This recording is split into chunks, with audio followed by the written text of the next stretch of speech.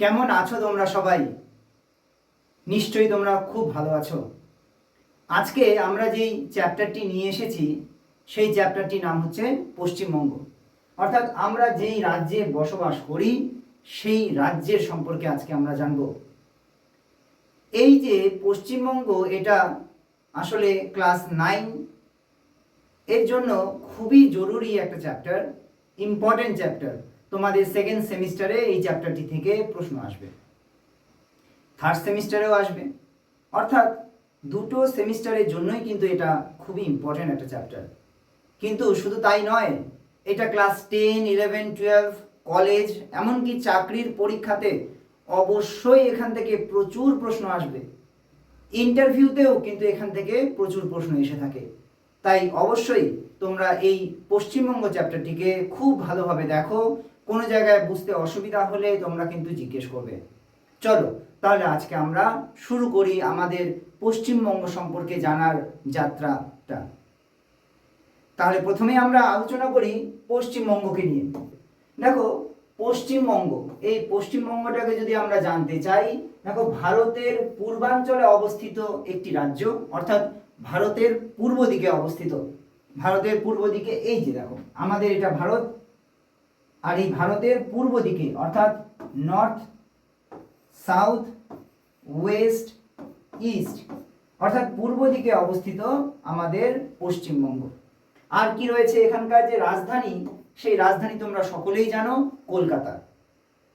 এর যে আয়তন, এখানে একটু ভুল আছে, এখানে আয়তন হচ্ছে 88,000 বর্গ কিলোমিটার। এছাড়াও দেখো আমাদের এখানে কি কি রয়েছে, পাহাড়, মালভূমি, সমভূমি, এই সমস্ত কিছু রয়েছে। তাহলে পাহাড়ও রয়েছে, মালভূমি রয়েছে, সমভূমিও রয়েছে। এছাড়া সমুদ্র রয়েছে। তোমাদের বলে রাখি, অনেকবার চাকরির পরীক্ষায় এসে থাকে, এমন একটা রাজ্যের নাম বলো যেই রাজ্যটি উত্তরে পাহাড়ও আছে আবার দক্ষিণে সমুদ্রও আছে। এমন আর কোনো রাজ্য নেই, একটি মাত্র রাজ্য আছে, সেটা হচ্ছে পশ্চিমবঙ্গ। ঠিক আছে? এছাড়া আমাদের এখানে কৃষি রয়েছে, শিল্প, বন্দর, এই সমস্ত কিছু গুরুত্বপূর্ণ উপাদান কিন্তু আমাদের পশ্চিমবঙ্গে দেখতে পাওয়া যায়।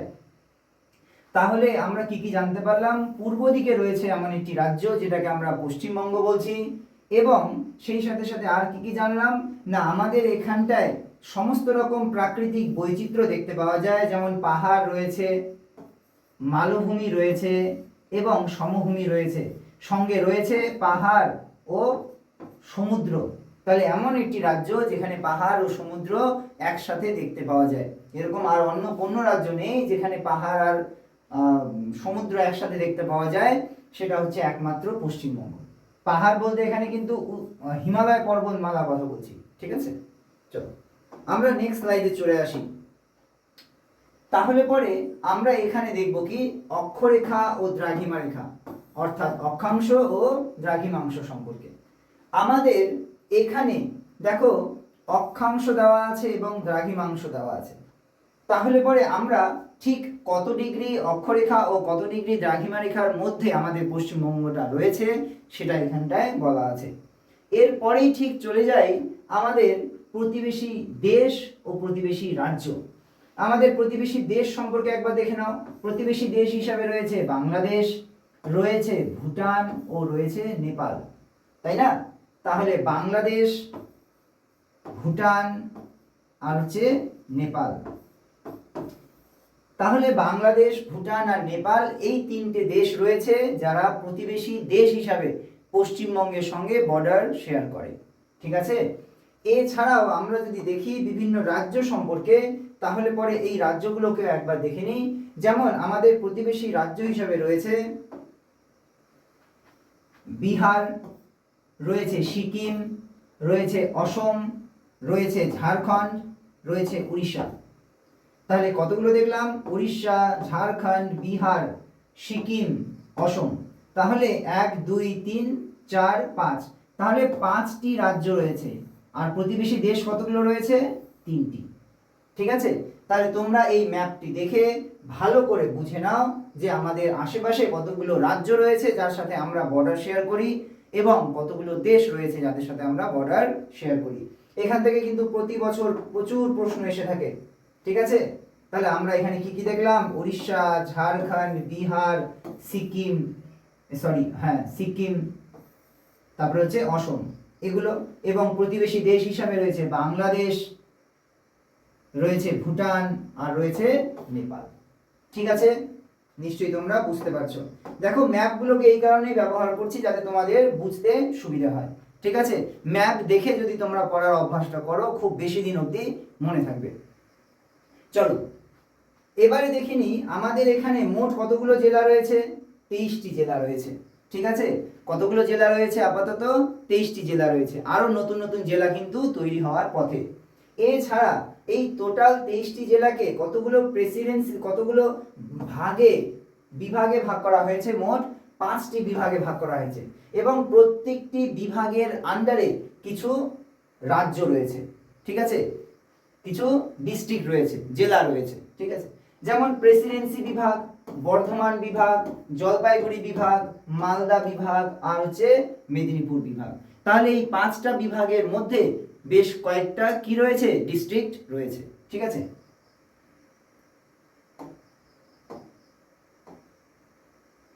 এবারে চলে আসি আমরা পরের সেকশনে। তাহলে এগুলো তো আমরা বলেই দিলাম। এবারে চলে আসো আমাদের পশ্চিমবঙ্গের প্রাকৃতিক বিভাগ। তাহলে পশ্চিমবঙ্গকে আমরা কয়েকটি ভাগে ভাগ করতে পারি, যেমন উত্তরের পার্বত্য অঞ্চল, পশ্চিমের মালভূমি অঞ্চল এবং গঙ্গা সমভূমি অঞ্চল। তাহলে কটি ভাগে ভাগ করা যায়? উত্তরের পার্বত্য অঞ্চল, পশ্চিমের মালভূমি অঞ্চল আর গঙ্গা সমভূমি অঞ্চল। তাহলে এই 3টে ভাগে আমরা কিন্তু সমস্ত পশ্চিমবঙ্গটাকে ভাগ করতে পারি। ঠিক আছে? তাহলে আবার দেখে নাও, কয়টি ভাগে? উত্তরের পার্বত্য অঞ্চল, পশ্চিমের মালভূমি অঞ্চল এবং গঙ্গা সমভূমি অঞ্চল। যদি আমরা এটাই বলি তাহলে পরে একবার ছবিতে দেখে নিই। তাহলে এটা হয়ে যাচ্ছে কি? উত্তরের পার্বত্য অঞ্চল, তারপরে এখানে রয়েছে মালভূমি অঞ্চল, আর এখানে রয়েছে কি? সমভূমি অঞ্চল। এখানে রয়েছে সমভূমি অঞ্চল। তাহলে উত্তরের পার্বত্য অঞ্চল, পশ্চিমের মালভূমি অঞ্চল এবং পূর্বের সমভূমি অঞ্চল। তাহলে যদি এইরকমই হয় তাহলে পরে আমরা এবারে দেখে নেব। দেখো, উত্তরের পার্বত্য অঞ্চলে রয়েছে দার্জিলিং, কালিম্পং, পশ্চিমের মালভূমি অঞ্চলে রয়েছে পুরুলিয়া, বাঁকুড়া, ঝাড়গ্রাম, গঙ্গা সমভূমি অঞ্চলে রয়েছে দক্ষিণ এবং মধ্য অংশ। তাহলে আমাদের পরীক্ষায় প্রশ্ন আসবে যে পশ্চিমবঙ্গকে ভূপ্রাকৃতিক দিক থেকে কয় ভাগে ভাগ করা গেছে? তাহলে তোমাদের উত্তর হবে কয় ভাগে? 3টি ভাগে ভাগ করা হয়েছে। তাহলে এখানেও তোমরা দেখতে পাচ্ছ, একটা হচ্ছে কি? মালভূমি অঞ্চল, এটা পার্বত্য অঞ্চল এবং এটা সমভূমি অঞ্চল। তোমাদের যেটি ছবি পছন্দ হবে সেই ছবিটিকেই তোমরা মনে রাখার চেষ্টা করবে। ঠিক আছে? তোমাদের বারবার করে বলছি, ছবি দেখে পড়ার চেষ্টা করো, তাহলে বেশি দিন মনে থাকবে। চলে আসি আমরা প্রথম ভাগটিকে কি বলছে? উত্তরের পার্বত্য অঞ্চল। দেখো, এখানে অবস্থান দার্জিলিং ও কালিম্পং জেলা।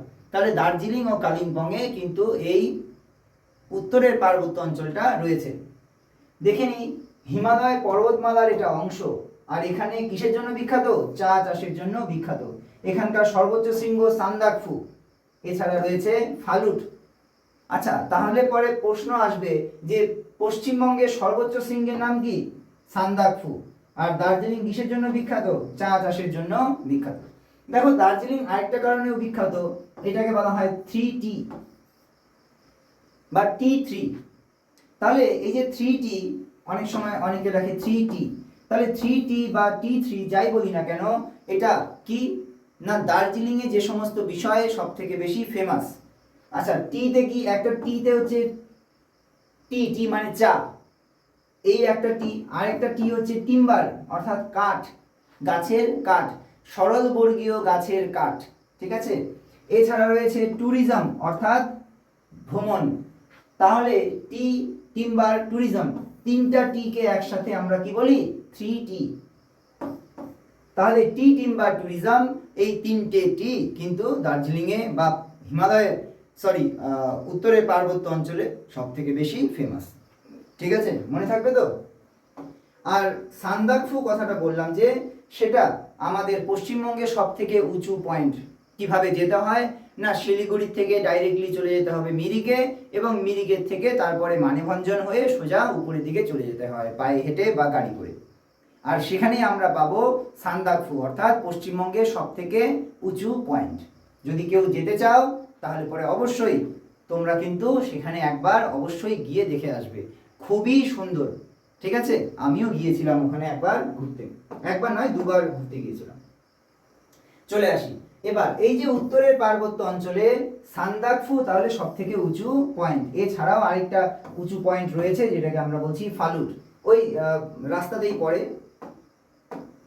চলে আসি পরবর্তী অংশে, সেটা হচ্ছে পশ্চিমের মালভূমি অঞ্চল। তাহলে পশ্চিমের মালভূমি অঞ্চল, এই যে পশ্চিমের মালভূমি অঞ্চল দেখাচ্ছি, সেখানে কোন কোন রাজ্য রয়েছে, কোন কোন জেলা রয়েছে, যেমন পুরুলিয়া, বাঁকুড়া, পশ্চিম বর্ধমান, এগুলো রয়েছে। ঠিক আছে, আচ্ছা আর কি কি রয়েছে, এটা টোটালটাই কার অংশ, ছোটনাগপুর মালভূমির অংশ। এখানে ঢেউ খেলানো ভূমি রয়েছে, লাল বা ল্যাটেরাইট মৃত্তিকা পাওয়া যায়, কয়লা, আকরিক লোহা, মাইকা, এই সমস্ত জিনিস এখানটায় খুব ভালোভাবে পাওয়া যায়। তাহলে দেখে নাও এই জায়গাটা কোথায় না, পুরুলিয়া, বাঁকুড়া, পশ্চিম বর্ধমান, এই সমস্ত জায়গাগুলিতে এই মালভূমি অঞ্চলটি রয়েছে। এই মালভূমি অঞ্চলটি অনেকটা রুক্ষ শুষ্ক, কিন্তু এখানে প্রচুর পরিমাণে কি পাওয়া যায় বলে দেওয়া হয়েছে, কয়লা, আকরিক লোহা আর মাইকা দেখতে পাওয়া যায়। কেমন, দেখো তোমাদের যেই ছবিটা দেখে তোমাদের মনে হবে, মনে রাখতে পারবে, সেই ছবিটা তোমরা গ্রহণ করবে। ঠিক আছে, আমি দুটো করে ছবি তোমাদের দিয়ে দিয়েছি। তাহলে আমরা দ্বিতীয় ভাগটাও দেখে নিলাম। এবারে চলে আসি তৃতীয় ভাগটিতে, গঙ্গা সমভূমি অঞ্চল। গঙ্গা সমভূমি অঞ্চল তোমরা ম্যাপে দেখতে পাচ্ছ, এই জায়গাটাকে বলছে কি গঙ্গা সমভূমি অঞ্চল। এই যে গঙ্গা সমভূমি অঞ্চলটা, এটা টোটালটাই পলি গঠিত সমভূমি, অর্থাৎ গঙ্গা নদীর পলি, নদী যে বহন করে নিয়ে আসে মাটিটা, সেটাকে আমরা কি বলছি, সোজা ভাষায় পলি বলছি। আর এই পলি গঠিত মাটিটা কি হবে, গঙ্গা নদীর দুপাশে জমাট হয়ে এই পলি গঠিত সমভূমি সৃষ্টি করেছে। আর এই যে পলিগঠিত সমভূমিতে রয়েছে কৃষিকাজ অনেক উন্নত, আর এই কৃষিকাজ উন্নত হওয়ার জন্য এখানে ঘন জনবসতি আমরা লক্ষ্য করতে পারি। এখানে কিন্তু কৃষি উৎপাদন অনেকটাই ভালো হয়, এছাড়া যোগাযোগ ব্যবস্থাও কিন্তু অনেক উন্নত। এখানে প্রধান ফসল হিসাবে ধান উৎপাদন করা হয়, পাট উৎপাদন করা হয়, এছাড়াও গম এবং আলুও এখানে ভালোই উৎপাদন করা হয়। কিন্তু বেসিক্যালি ধান ও পাট সব থেকে বেশি পপুলার এখানকার। ঠিক আছে, এই যে তোমরা দেখতেই পাচ্ছ ধান উৎপাদন হচ্ছে। তাহলে এটা হচ্ছে পলিমাটি সমৃদ্ধ অঞ্চল, আর এটাকে বলছে কি গঙ্গা সমভূমি অঞ্চল।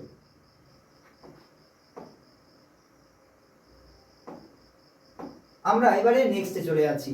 তাহলে এতক্ষণ ধরে আমরা কি দেখলাম, যে পশ্চিমবঙ্গকে কয়টি ভাগে ভাগ করা যায়, উত্তরে পার্বত্য অঞ্চল, মালভূমি অঞ্চল, সমভূমি অঞ্চল, এবং প্রত্যেকটি ভাগ সম্পর্কে খুব ভালোভাবে আমরা জানলাম।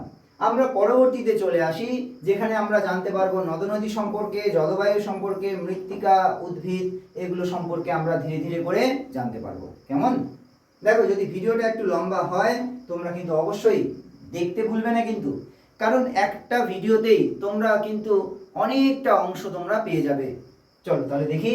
তাহলে আমরা পশ্চিমবঙ্গের এই যে প্রাকৃতিক অংশটা দেখছি, সেখানে আরো কিছু আলোচনার বাকি রয়েছে, সেটা হচ্ছে স্বাভাবিক উদ্ভিদ, নদ নদী, জলবায়ু, মৃত্তিকা, এগুলো সম্পর্কে একে একে আমরা এবারে আলোচনাটা চালিয়ে যাচ্ছি। প্রথমেই বলি তাহলে পশ্চিমবঙ্গের নদ নদী। তাহলে পশ্চিমবঙ্গের নদ নদী, কোন কোন নদী দেখতে পাওয়া যায়, দেখো আমাদের কাছাকাছি রয়েছে গঙ্গা নদী, তারপরে তিস্তা নদী, তারপরে দামোদর এবং মহানন্দা। তাহলে এতগুলো নদী আমাদের এখানটায় রয়েছে। এবং এই যে গঙ্গা নদী উৎস কোথা থেকে, হিমালয় পর্বত থেকে, তাই না, আমরা বেসিক্যালি বলি গোমুখ গুহা, সেখান থেকে। এছাড়া রয়েছে তিস্তা সিকিম থেকে, দামোদর নদী ছোটনাগপুর মালভূমি থেকে, মহানন্দা দার্জিলিং থেকে। তাহলে এইভাবে করে বিভিন্ন জায়গা থেকে নদীগুলো উৎপন্ন হয়ে আমাদের পশ্চিমবঙ্গের মধ্য দিয়ে বয়ে যাচ্ছে। এখানে তোমরা দেখতে পাচ্ছ তিস্তা, ঠিক আছে, এখানে তোমরা দেখতে পাচ্ছ গঙ্গা, এখানে দামোদর নদী। এইভাবে করে তোমরা নদীগুলো দেখতে পাচ্ছ এই ম্যাপের মধ্যে। দেখো আমাদের এখানে একটা বিশেষ গুরুত্বপূর্ণ বিষয় দামোদর নদী। এই দামোদর নদীকে বাংলার দুঃখ বলা হয়। তাহলে বাংলার শোক বা বাংলার দুঃখ কাকে বলা হয়? দামোদর নদী। তাহলে এই নদীটা কি করে না, প্রতি বছর এখানে বন্যা হতো আগে। তাহলে যদি প্রতি বছর ওই নদীটার জন্য বন্যা হয় তাহলে অনেক মানুষ মারা যাবে, অনেকের দুঃখ হবে। তাহলে এই জন্যই দামোদর নদীকে কি বলা হতো? বাংলার দুঃখ। ঠিক আছে। আচ্ছা, এই নদীর আমরা একটা জিনিস দেখে নিই, এর গুরুত্ব কিন্তু অনেকটাই। এই বাংলার এই যে নদীগুলো রয়েছে তার জন্য কি সেচ সম্পন্ন হয়, কৃষিকাজ খুব ভালো হয় এবং নৌ পরিবহন। আমরা তাহলে এই জিনিসগুলো কিন্তু এখানে করতে পারি। যেহেতু ভারত নদী সমৃদ্ধ দেশ, এখানে পশ্চিমবঙ্গেও কিন্তু প্রচুর পরিমাণে নদী রয়েছে। আর এই নদীগুলিতে প্রচুর পরিমাণে জল থাকার জন্য সেচ, কৃষি ও পরিবহন কিন্তু খুব ভালো পরিমাণেই হয়। দেখো, আমাদের উত্তর ভারতের নদীগুলির মধ্যে এই নদীগুলোও পড়ে যায়, যেই নদীগুলোর কথা এখনই আলোচনা করলাম। আর এই নদীগুলোতে দুটো জল পাওয়া যায়, একটা হচ্ছে বরফ গলা জল আর একটা হচ্ছে বর্ষার জল, অর্থাৎ মৌসুমী বৃষ্টিপাতের যে জল। তাহলে দুটো জল পাওয়া যায়, এর জন্য আমরা প্রায় সারা বছরই আমরা এই নদীতে জল পেয়ে থাকি। তাহলে এখানে দুই ধরনের জল পাওয়া যায়, একটা বরফ গলা জল আর একটা হচ্ছে বৃষ্টিপাতের জল। ঠিক আছে।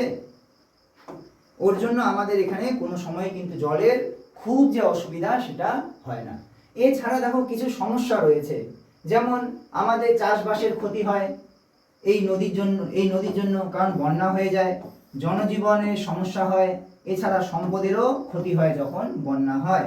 আচ্ছা, কারণগুলো কি কি? কারণ যদি আমরা বলি তাহলে অতিবৃষ্টি, অনেক সময় কি হয়, প্রচুর পরিমাণে বৃষ্টি চলে আসে, তার জন্য নদীতে পলি জমা হয়, তার জন্য, এবং নদীর জল ধারণ ক্ষমতা অনেকটাই কমে যায়, তার জন্যও কিন্তু আমাদের নদীগুলোর মধ্যে বন্যার সৃষ্টি হয়। দেখো, যখন আমরা পড়ছি বন্যা, তখন কিন্তু আমাদের বুঝতে হবে যে কোথাও না কোথাও প্রকৃতির সাথে মানুষও অনেকাংশেই দায়ী। ওর জন্যই কিন্তু আমাদের এই যে নদীগুলো, এই নদীগুলোর পাশে অনেক সময় বন্যা দেখা দেয়। তাহলে আমরা এতক্ষণ ধরে এই নদী সম্পর্কে আমরা জানলাম, তার সমস্যাগুলো সম্পর্কে জানলাম, এগুলো সমস্ত কিছু তোমরা জেনে গেলে। চলে আসি আমরা নেক্সট যে অংশ সেখানে। তাহলে আমরা এবারে দেখব পশ্চিমবঙ্গের জলবায়ু। আমাদের পশ্চিমবঙ্গের যখন জলবায়ু বলছি, আমাদের জলবায়ু কিন্তু বেসিক্যালি চারটা। তাহলে কি কি আছে? একটা শীত রয়েছে, তাই না?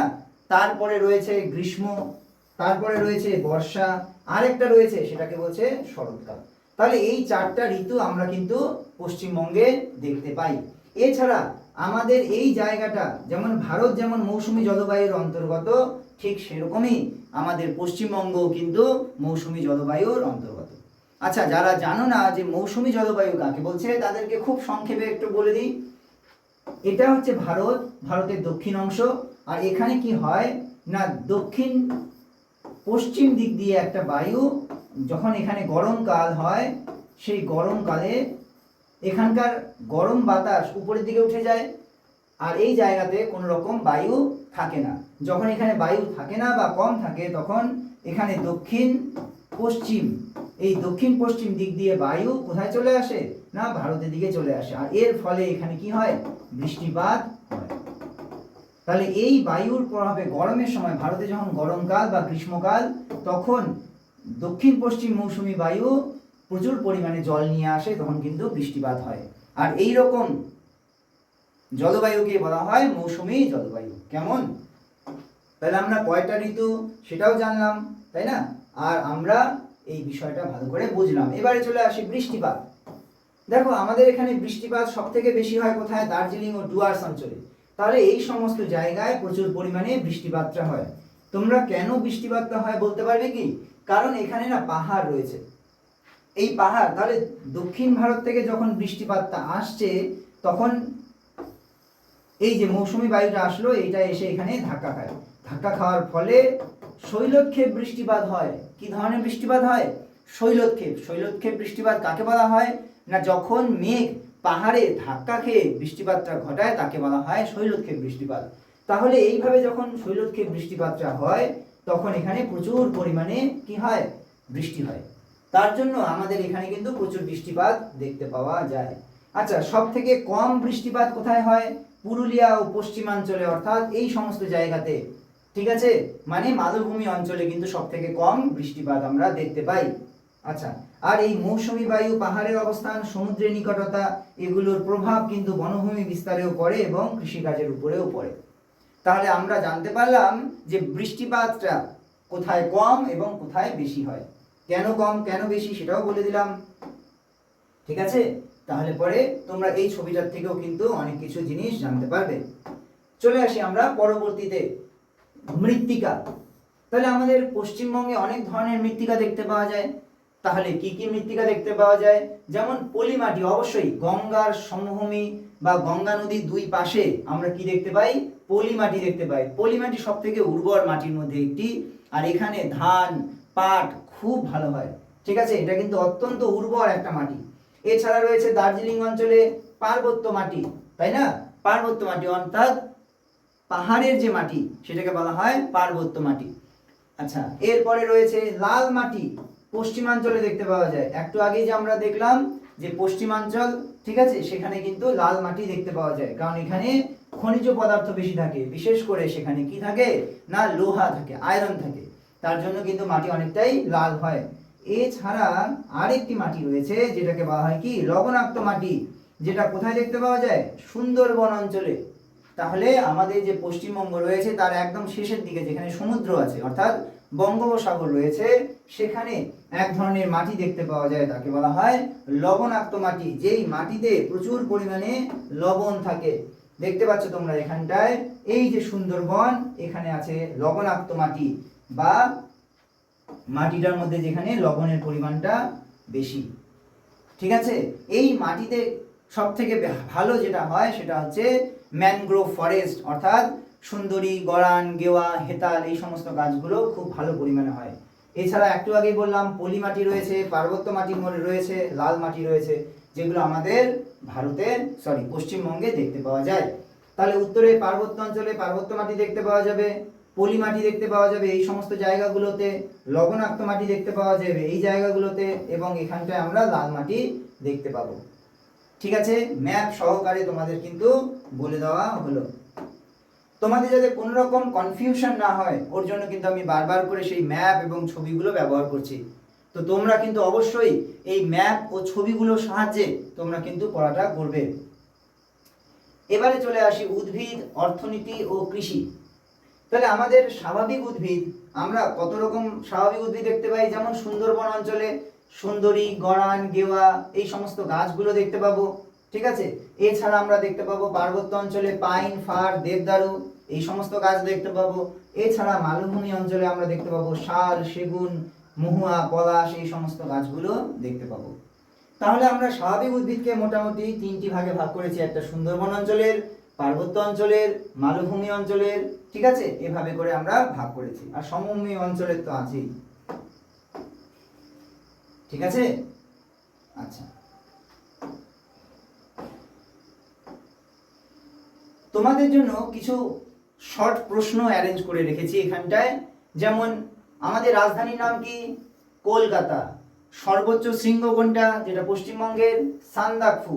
প্রধান নদী কোনটা হবে? গঙ্গা। ভারতের শোক কাকে বলা হয়? দামোদর। প্রধান মৃত্তিকা কোনটা? পলিমাটি।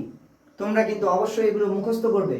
সুন্দরবনের প্রধান বৃক্ষ কোনটা? সুন্দরী, যার থেকে নাম হয়েছে সুন্দরবন। ঠিক আছে, এছাড়া প্রধান জলবায়ু হচ্ছে কি? মৌসুমী জলবায়ু।